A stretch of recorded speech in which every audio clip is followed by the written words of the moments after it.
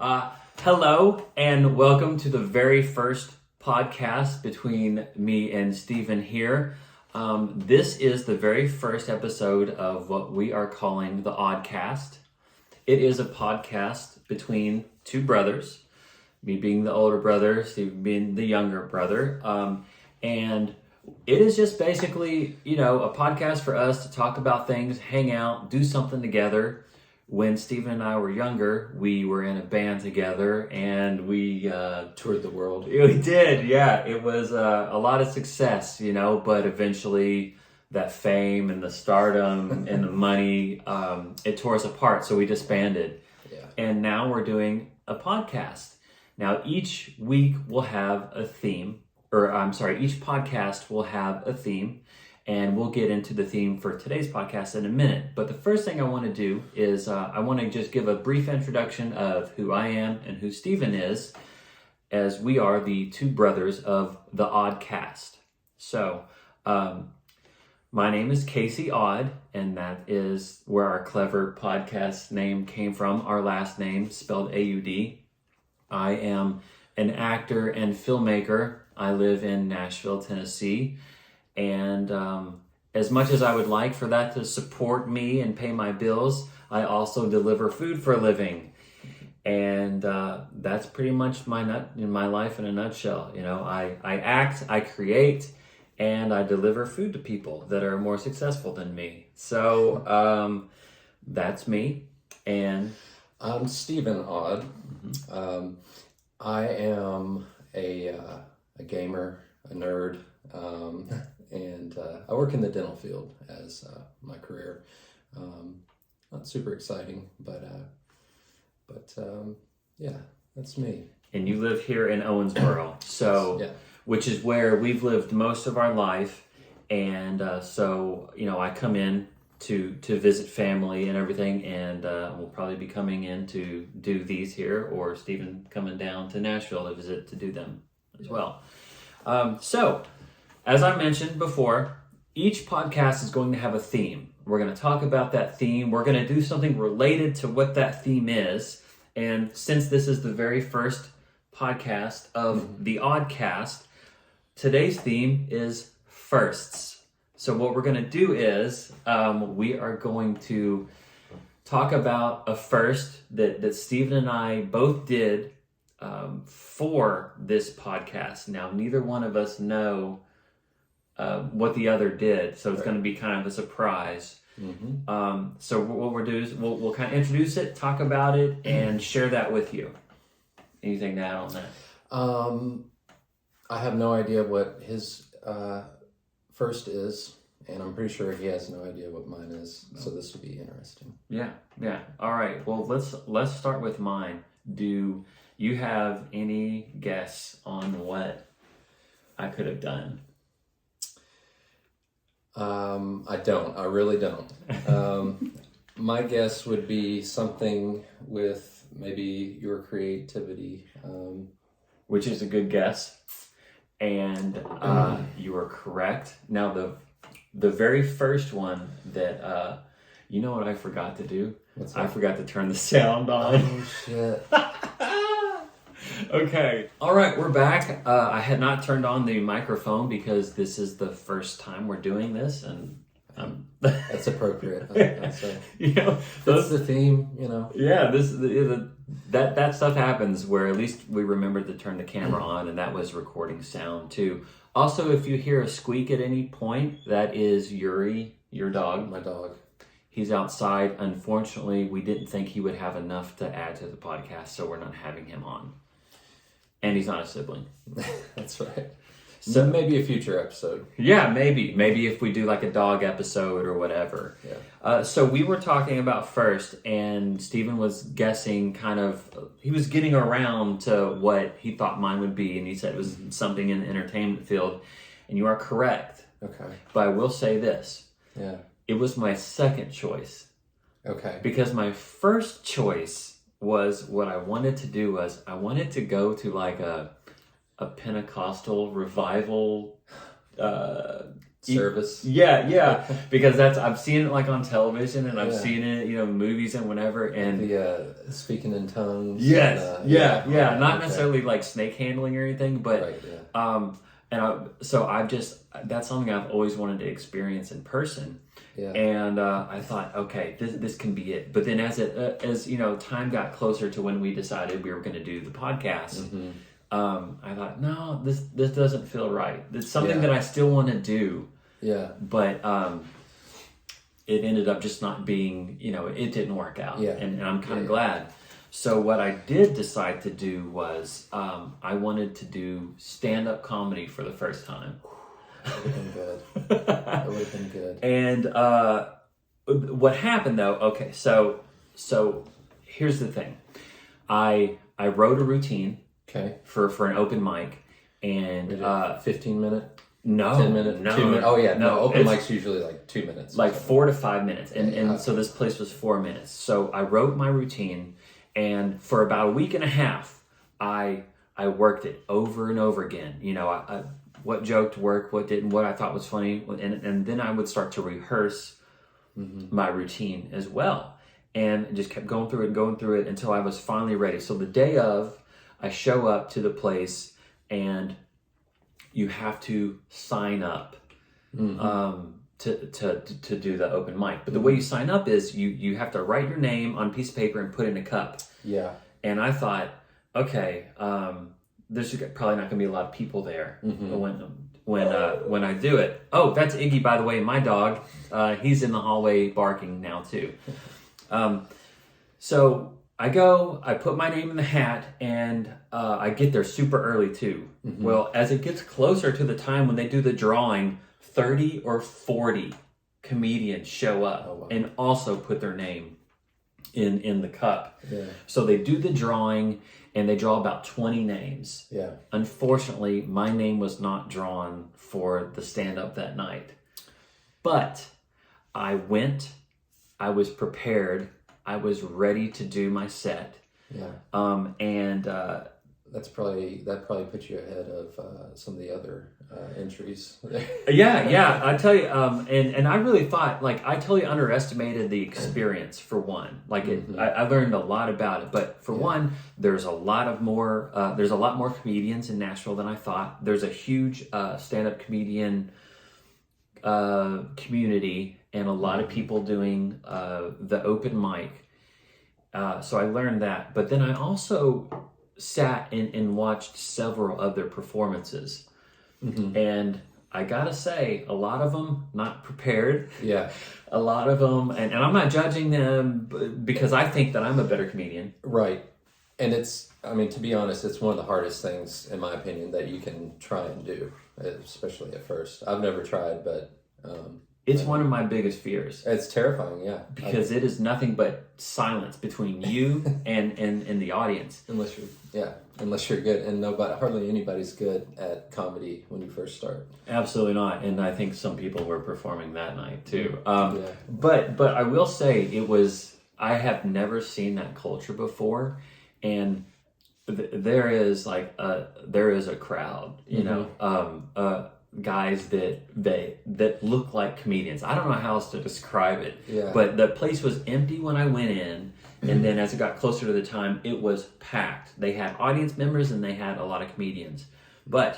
So I was sitting there waiting for my name to get drawn, and I didn't feel nervous, even though, like I said, stand-up comedy, that is one of my biggest fears, and I wanted to face it and do it. So I didn't get to do it, but I will be doing it. I'm going to go back and I'm going to look up the other places in town that do it as well. But I will start doing a set because it's important to face your fears. That's true. And also, sometimes I have funny stuff. And also, too, though, like, I watched several people bomb that night. And, dude, it's not that big of a deal. Yeah. Well, that's the thing. Yeah, you have to, from what I understand, you have to realize that you're going to bomb inevitably. Yes. And that's just part of it. You learn from every bad show that you have, every bad segment. Yeah, and look, I've been taking acting classes for almost 5 years, and sometimes I bomb when I do a scene. And it's very similar when you bomb a scene in your class and then when you bomb on stage, because in the class you have an audience too. Mm-hmm. This is kind of the comparison. When you leave the stage, when a stand-up comedian bombs and then walks off stage, everybody's quiet. Nobody looks at them. They're all everybody avoids eye contact. Like, oh God, That's kind of the same way it is too in acting class. If a scene goes flat or whatever, and then as I'm walking back to my seat, it wasn't good. Nobody's looking at me. Yeah, but I guess that's better than them throwing stuff at you. Yeah, as you're walking off stage. Well, and so the East Room in Nashville was a really supportive environment. The guy that hosts it is like, look, people are up here, they're working out material for the first time. Some people, this may be their first time on stage or whatever. So he actually said no one's allowed to heckle because this is an environment where people are working out the material or whatever. Yeah. Even though I was prepared if people were going to heckle, I had like a couple counter I did. I had a couple just ready to fire out just in case, because that's I wanted to cover all the bases. Yeah. I thought if I'm ready for it and have those rehearsed too, then I can fire them out and neutralize someone to let me get through the rest of my set. Right. Yeah, and you handle one heckler, then other hecklers are going to be a little bit more hesitant. Yeah, especially if one totally gets roasted or whatever. Okay, but see, the thing is, I think something that encourages heckling is alcohol consumption, of course. And so everyone was drinking there. People, they get drunk and they think, well, this person is trying to be funny and they're not. I'm funny. I could be funny. And one of the problems is they try and take away from what that person is doing on the stage. Oh, yeah. You didn't hear any of that, but man, I tell you, I'm not afraid to bomb, but I feel like some of those people, when they were bombing, I could feel how bad it was for them, like how it made them feel. Yeah. It took them a few days to recover. Yeah. And there's Iggy again. And I will say, everybody probably handles that differently. Yeah. And because sometimes when I don't get a role that I auditioned for, sometimes that can mess with me. Sure. If I don't feel good about some footage of something that I shot as an actor, I can watch it and it that can take a couple of days for me to kind of get over. Mm-hmm. And I feel like anytime you're in a creative field, there are going to be times in your life where you second guess, should I be doing this or not? Mm-hmm. And typically what happens, I know for me, I'll do that, I'll go through it, and then I pick myself up from it, and I become even stronger afterwards. Yeah. What doesn't kill you makes you stronger. There really is something to that, I think. It is, yeah. And I mean, if you're just living a cushy life and you never challenge yourself and you never do anything that scares you, then you haven't really tested yourself. And I think there's, some character development that comes along when you do that. And it's really important to do. Yeah. Oh, yeah. Yeah, definitely. It's part of it's part of almost every form of success, I think, Yeah, I will say, something that is important with that too, like being a creative and facing your fear is honesty and being authentic. And that was one of the biggest things that I noticed about the comedians when they're on stage. I felt like they didn't believe in what they were saying. They were just up there trying to tell some jokes that weren't personal to them, and they just didn't feel it, and it didn't land. Yeah. Like one guy was getting up there talking about 5 different girls that he was dating at the time, and 2 of them died, and it was just like come on, man, is that true? And just every joke was falling flat, and so you could just tell that he was like, yeah, what could I say that's funny about that? Yeah.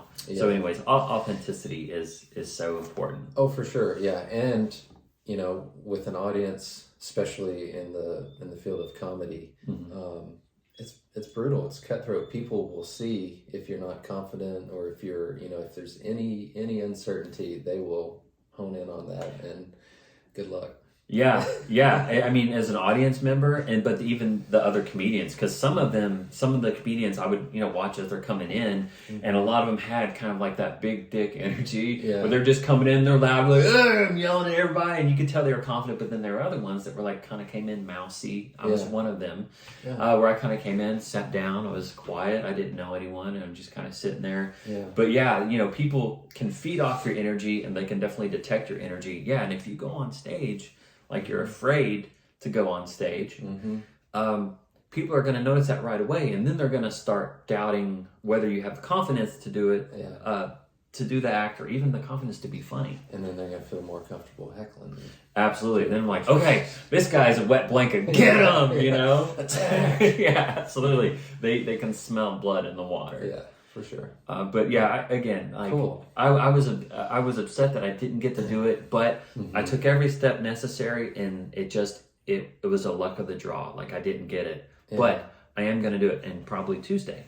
Oh, nice. So by the time we do our next Audcast, I will definitely have done it, maybe a couple of times. Nice. So now we'll talk about your first for the podcast, and I can't remember now if we said we were going to try and guess it, and then you were gonna present it, or if you wanted to. Yeah, let's we'll try and guess it. If you guess it, then we're good. If not, then I'll go prep real quick, and then maybe you can make a couple more guesses. Okay. Well, it's something that you're making. Yeah, well, it's something that comes pre-made, but you have to kind of put it together a little bit.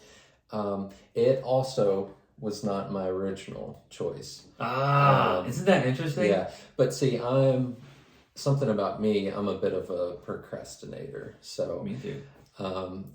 I had an idea for something, and I waited too long. I couldn't get what I needed.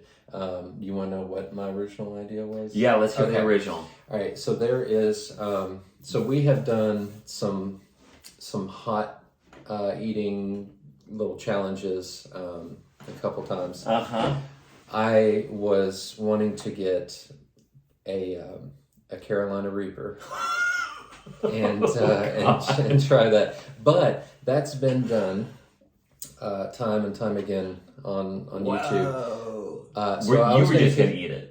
Yeah. Okay. Yeah. If you wanted to, you could have, for sure. I got it. Well, I don't know how long it takes to start affecting, but like I got to shoot that music video later tonight. Oh yeah, you wouldn't have been able So to. I wouldn't have been able to, because there's no way I'm having lava coming out of me. No. And I have at least another day after this before I have to go back to work, so I could have recovered. But I was going to kick it up a notch. There's also these plums.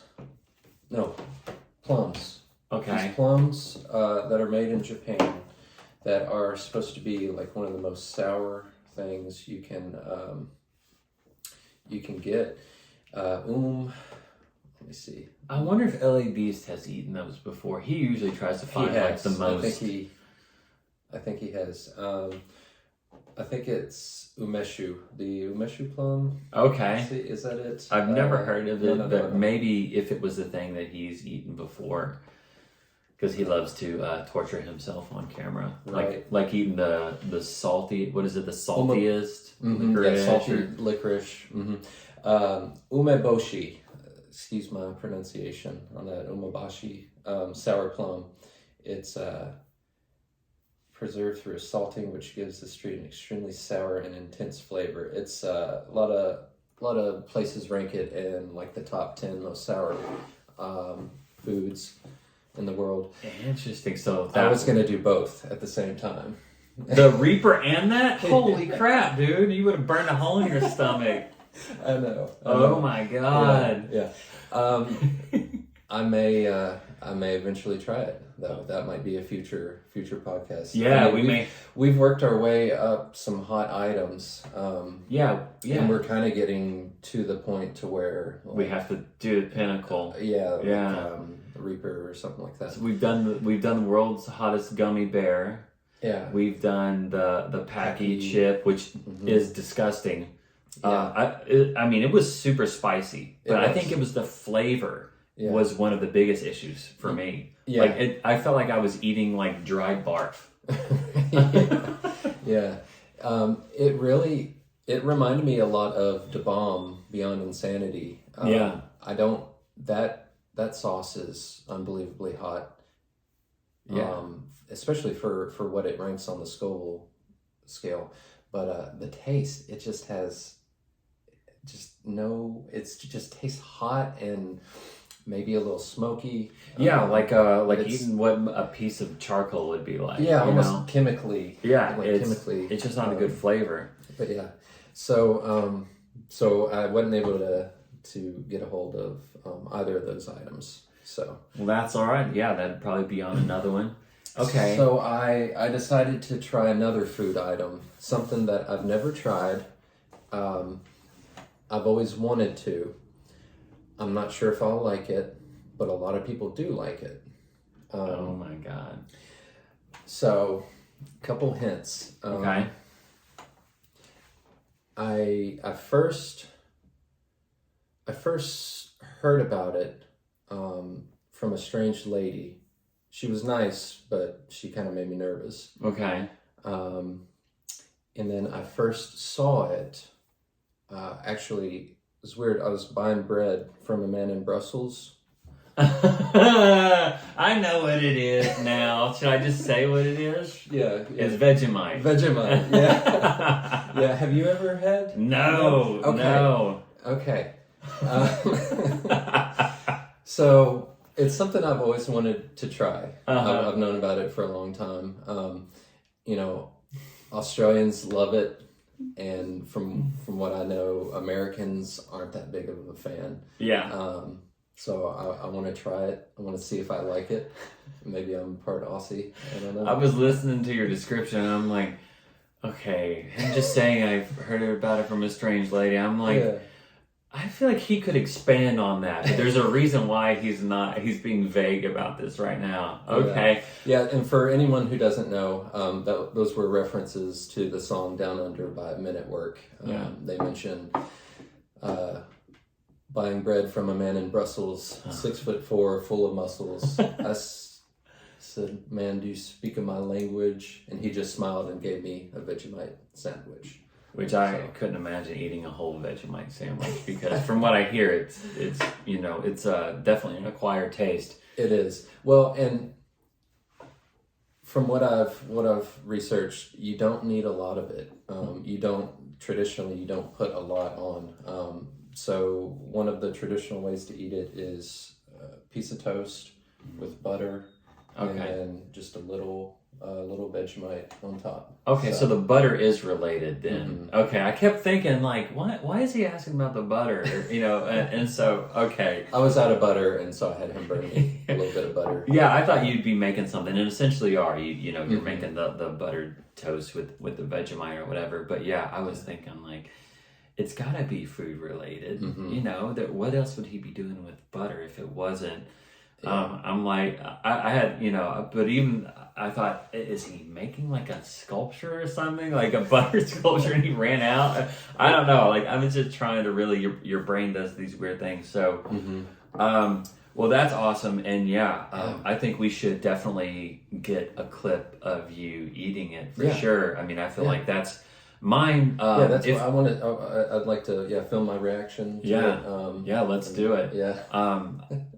If now the stand-up, we couldn't have done a clip of that because they say in particular you can't record, you can't have your phones out or whatever. Mm-hmm. So we probably won't ever get a clip of my first doing that. So it's good that we're able to get your first. Yeah.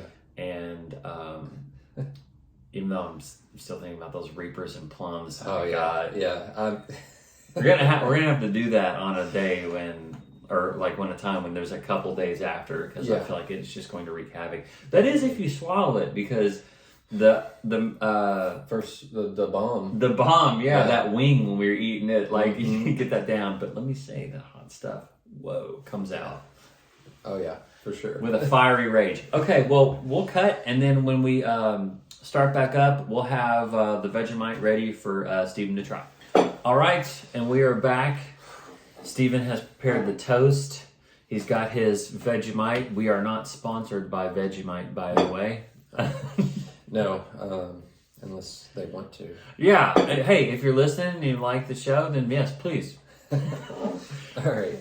So yeah, we'll get like a whiff test, and then you got to eat it. And then I have agreed to have some after him. All right.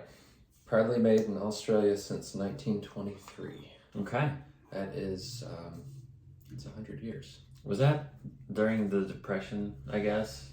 Yeah, I think so. I think wasn't that like even into Prohibition into the 30s? Yeah, Prohibition and the Depression was all over the world. It wasn't just the United States, right? I mean, I know I sound stupid. That I'm not sure. I would think so. I would think it was global economy. So in the midst of the Depression, I guess they were making food out of whatever they could. Yeah. So which is probably a really ignorant point of view, by the way. I'm acknowledging that. I just got a whiff of it. just a small one. Yeah. So it's a yeast extract. So it comes from that, and then I believe there are vitamins, spices, and then vegetables, I guess like pureed, added to it as well. So it's actually pretty nutritional. A lot of B vitamins and stuff like that. I might be vitamin deficient. I know I am. So definitely, at least vitamin D for sure. We do have two very different. I mean, we're both very white, but we have two different kind of skin tones, I think. Yeah.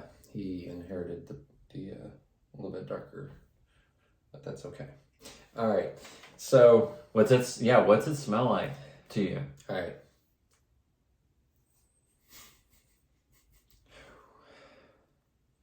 That's not what I expected it to smell like. Okay. It's kind of it almost smells like something you would like put in your yard or like with gardening or something. Yeah, something that you wouldn't eat. Yeah, yeah. Very minerally. It's not a bad smell, really. Like, I'm not pulling my nose away, but it's not like smelling salts.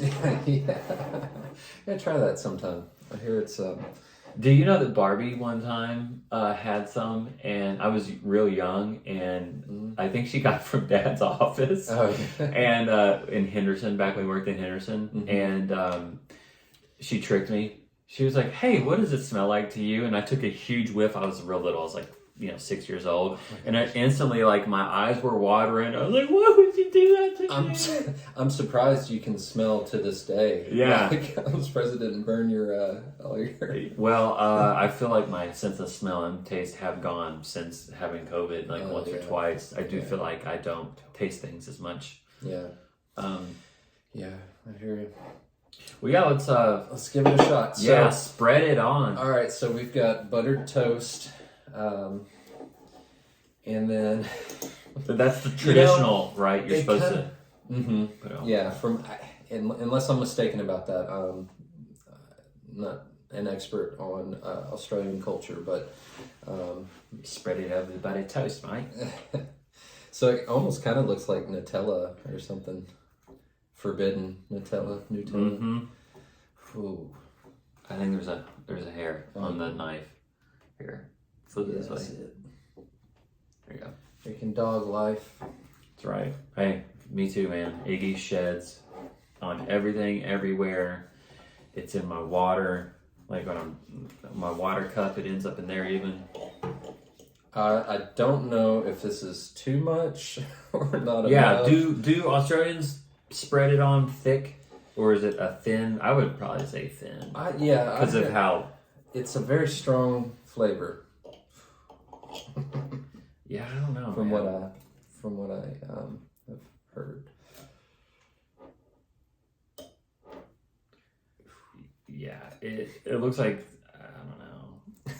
It looks like dark chocolate or or like when you take motor paint oil. and you mix all the colors up together and it turns into like this kind of just muddy dark color. That's what it kind of looks like. If you were to puree peat moss and spread it. Mm-hmm. All right, so yeah, man. All right, let's give it a shot. I have never tasted it, have no idea what to expect on the taste. I imagine it's not going to really taste like what it smells either. So here we go. Cheers.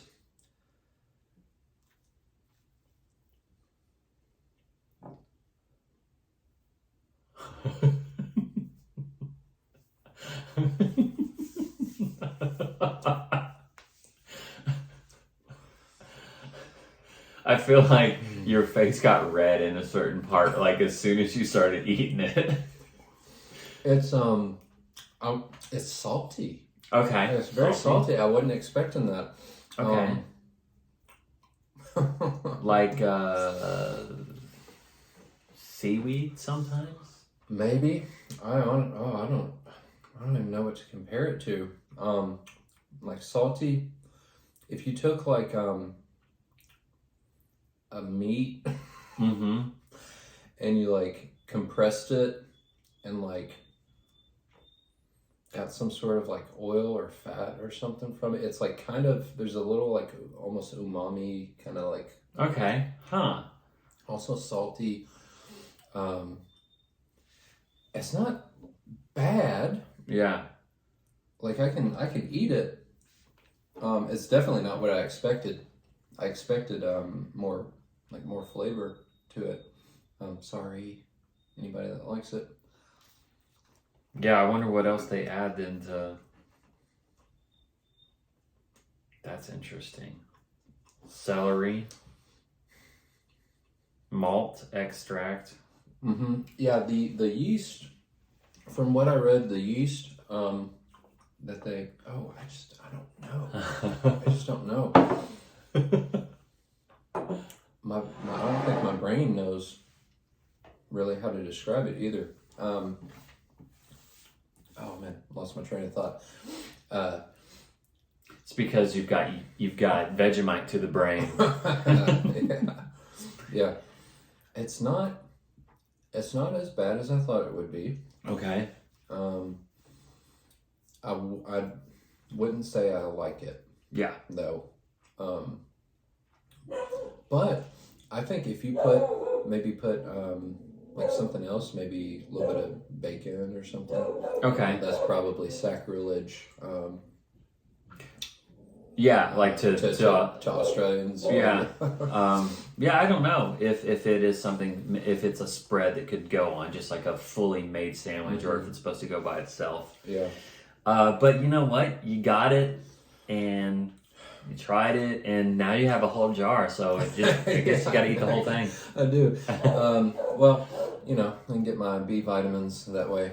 Maybe I'll throw it in a shake. Yeah, something. You may learn to like it, man. I may come over next time to shoot it, and you're like, here, let me get a snack real quick, and you're just like eating it out of the jar with your finger, like people do peanut butter.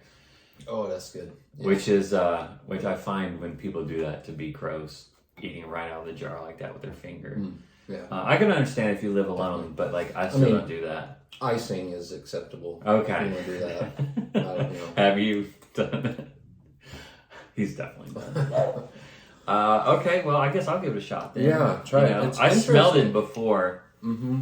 and it's got like kind of smells yeasty, but it also smells like vegetal. You know. Well, it's very similar to, in a lot of ways, from what I understand, Marmite, British Marmite, Okay. or English Marmite. I've seen that at World Market too. Mm-hmm. But yeah. Ooh, it is salty. Yeah, it's really salty. Oh. Let's see, what's the sodium content Whoa. in here? That's definitely the first thing you get. Whoa. Mhm. Like when you put too much soy sauce on something, you get that first bite and it almost like knocks you out of the chair. Mm-hmm. Of course, I got like a big bite of it right away. Okay, so Whoa. yeah, very Whoa. salty. Mm-hmm. Salt is the second ingredient. Yeah. I wasn't expecting. I guess that's probably, you do want to do a really thin layer because of the salt. Yeah. But salt, it says, okay, this nutrition information is a little bit different. It just says salt per 100 grams, 8.39 grams per portion, which 5 grams is a portion. So there's 220 grams in this jar. So that was probably at least 5 grams. Yeah. Wow. Other than the saltiness, man, there's not. It's not bad. I could see a umami flavor though, you know? Yeah, kind of almost like a little savory, or like or just umami. Yeah, you know, like a really rich kind of mushroomy,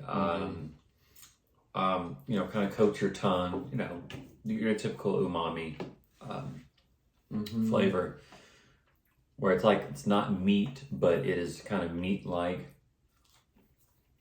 Yeah. Or, okay. I know what I'm thinking of. It may be the color too. But you know, TV dinners, like the banquet TV dinners, when you get Salisbury steak. Yeah. The gravy that's not really gravy, it's like a gelatinous, salty, that's what it kind of reminds me of. Which has an umami flavor to it too. But I feel like those flavors are so concentrated, and but this is probably way healthier for you than the gravy in a Salisbury steak TV dinner. Oh yeah, definitely. So, but that's what it reminds me of. You've got thiamine. I'm eating the whole thing. Riboflavin, niacin, and folic acid. How do you say it? Folic? Folic or folic? I don't know. Yeah, I'm not sure. Good God. I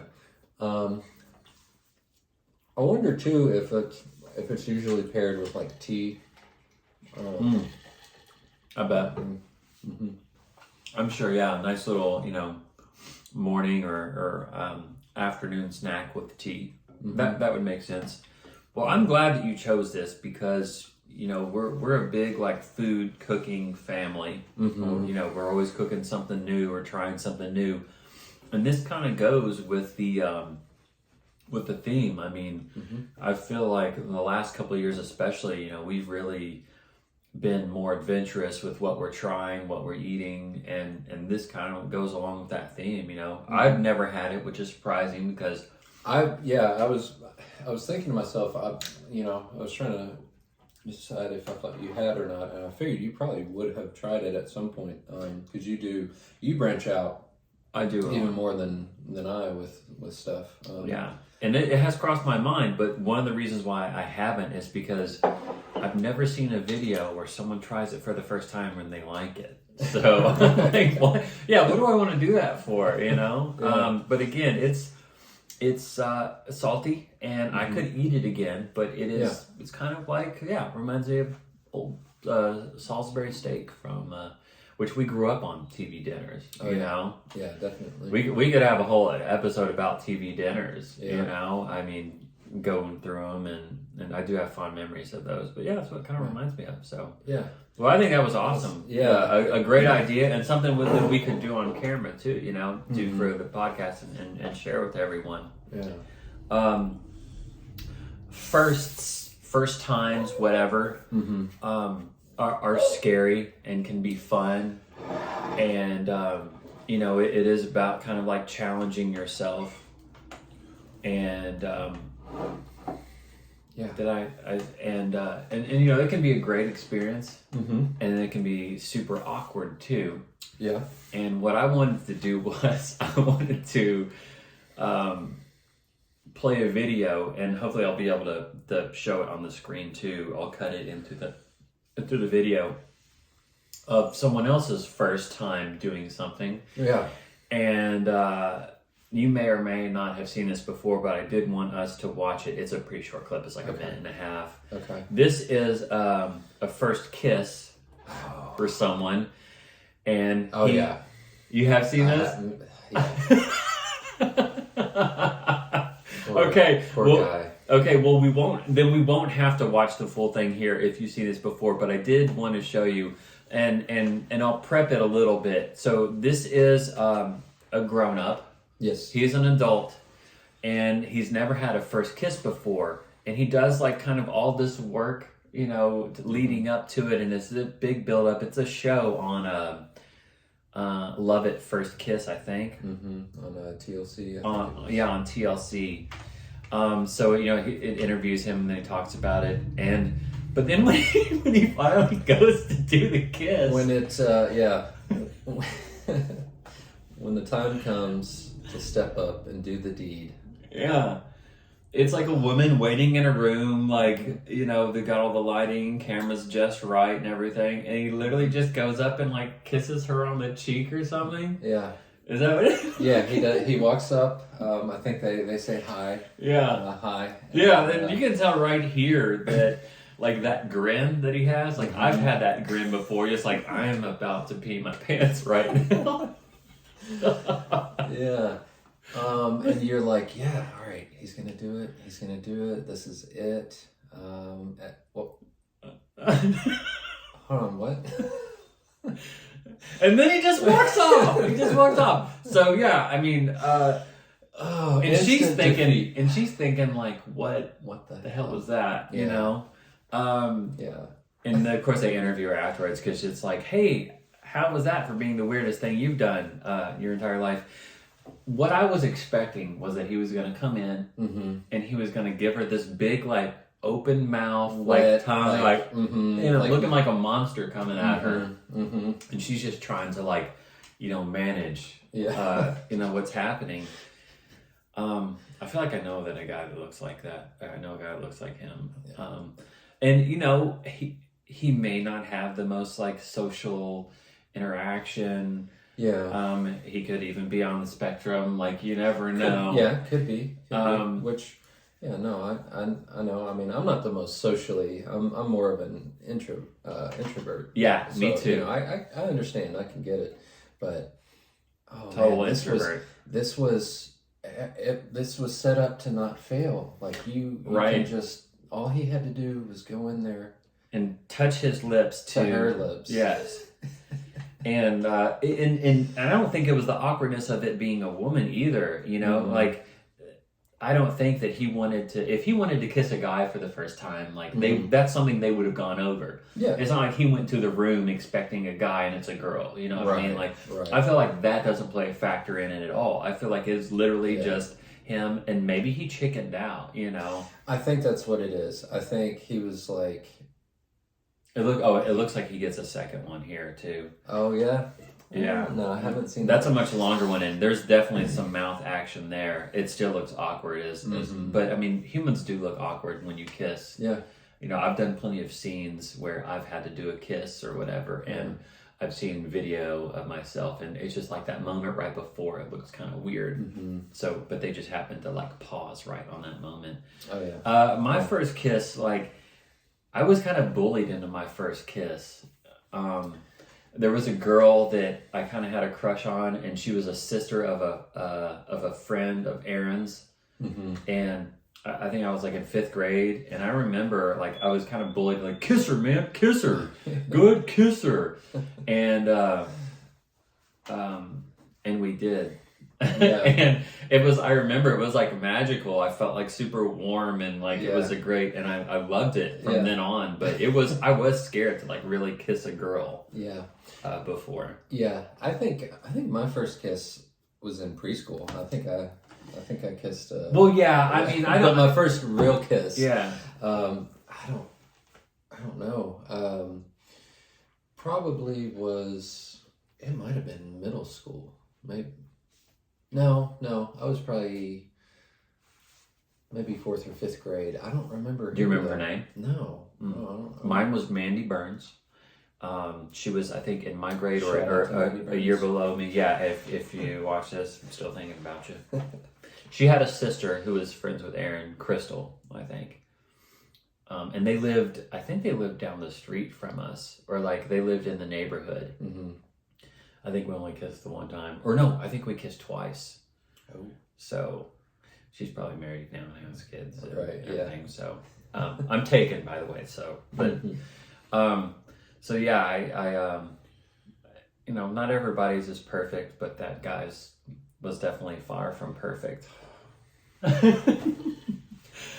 So I feel like the hug afterwards too, like, I don't know, man. I think what he was trying to do was do it and get out as fast as he possibly could. You know, like, I want this over. I'm uncomfortable, but I mean, that's what doing things for the first time is like. True. Yeah. You know, it is going to be awkward and it is going to be weird and feel unnatural because your body's not used to that. And as far as like acting goes, you feel that a lot because you're doing a lot at first. It may be the first time that you're on a set or on a big set, or the first time that you're doing a character or whatever. First time you get to cry. Yeah, or first time you have to cry on camera. So there's all these firsts that, like, as an actor, you're constantly going through, and I can't properly quote the person who originally came up with it, but you know, they're saying that when you're nervous about something, it's your excitement because it is important to you, and it's like your body's way of saying this is important to me. And so it's actually a gift to be nervous about things because it's basically like, you know, your body's saying, get ready for this, or trying to prepare you for it, you know? Well, and it's a type of energy too that you can, like, I think one of the tricks is harnessing that, like that nervous energy, and turning that into, you know, positive. Absolutely. For whatever it is you're doing. Because don't you want to, you know, when like, let's say you're performing especially, don't you want to have that, like, energy? You want to have that, like, extra, I mean, some people do it with, like, alcohol or, like, drugs or whatever to kind of get hyped up for that. But when you have that kind of nervous energy, like, it's kind of your natural, you know, your body's natural system saying, like, all right, let's get hyped for this. Let's do this, you know. Let's get that blood pumping. Yeah, let's get that adrenaline going. And then, you know, let's perform. So, you know, it is a natural part of the process. But the key is kind of like harnessing that and managing that and saying, let's turn that nervousness into energy. Yeah, positive energy. Positive energy. Yeah. Because if it can go both ways, it can go downhill very fast where you start spiraling into, you know, oh gosh, nerves, anxiety, all absolutely. Just like when people, you know, get up on a microphone and they go to talk and I can't, or yeah, right. That's their body, you know, not knowing how to manage that and redirect it or whatever. Dwight Schrute in The Office, when he had to give that speech, he couldn't do it, but then he finally he got the courage, went up there, yes, and he nailed it and had everybody. Oh my God! Like, you know what? Yeah. What's funny about that is that one of the first times I performed doing at the Third Tuesday Coffee House, or Third Tuesday Coffee House in Owensboro that Brusha arranged or whatever. I did like kind of like spoken word stuff. I did poetry and prose or whatever. But the first time I performed, I was so nervous and I needed something to, like, as a guide. And I remember watching that episode, and so I did kind of mimic him. Yeah. Like there were a couple points where I like kind of slammed my fist on the podium or whatever. Yeah. Well, yeah. To kind of redirect the energy. So I used his method, and because it works. Yeah. But again, you know, I'm sorry about the dogs. Yeah. We'll think of something to deal with that for the next one. So I think we've pretty much, you know, covered everything with first. Yeah. and I wanted to do the video, talk about it or whatever. I feel like we've kind of talked about the philosophy of it and everything. Now I just wanted to take like a little bit of the portion before we kind of do an outro and just, talk about, maybe a topic or two. This has kind of been on my mind. So I came into Owensboro this last time to do the podcast, but primarily because it was Mom's birthday, and then it was St. Patty's Day the next day. So Mom's birthday is the 16th of March, and St. Patty's Day is the 17th. But it got me thinking about Mom's birthday, and I'm thinking, since she turned 69 this year, do you think her and Dad 69 for her birthday? I don't know if their backs are could handle it, oh God! Because I feel like as you get older, you have sex less often, and it's usually like special occasions or whatever. Yeah.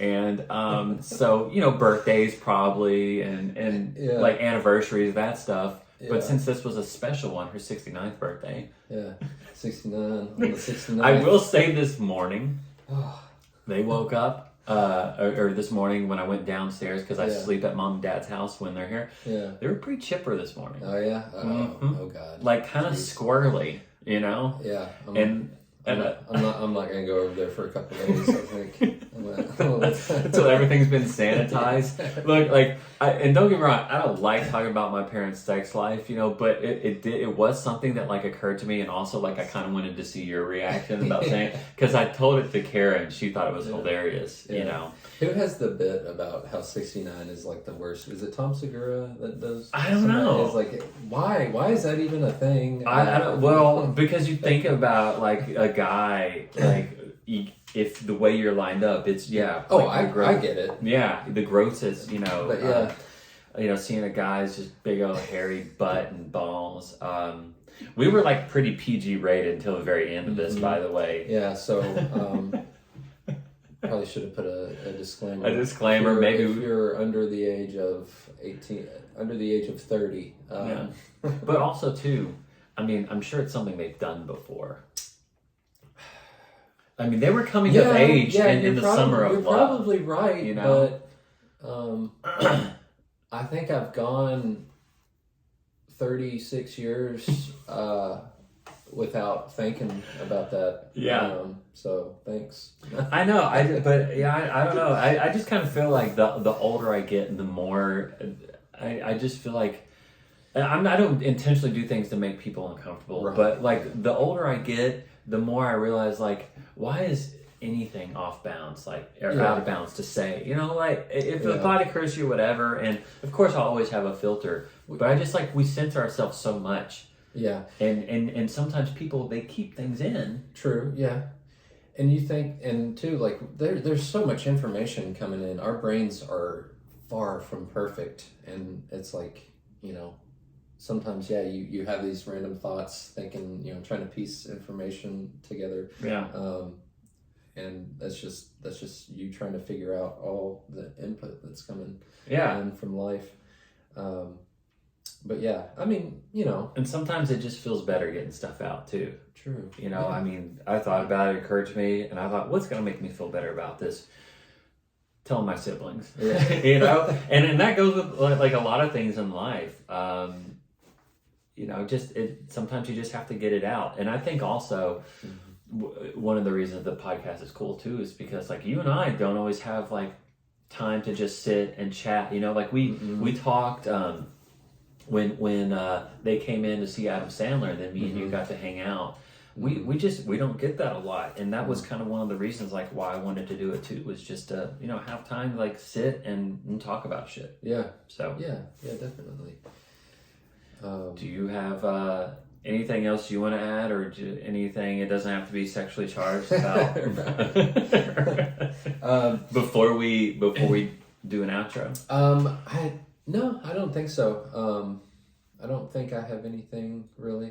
I was surprised about Vegemite.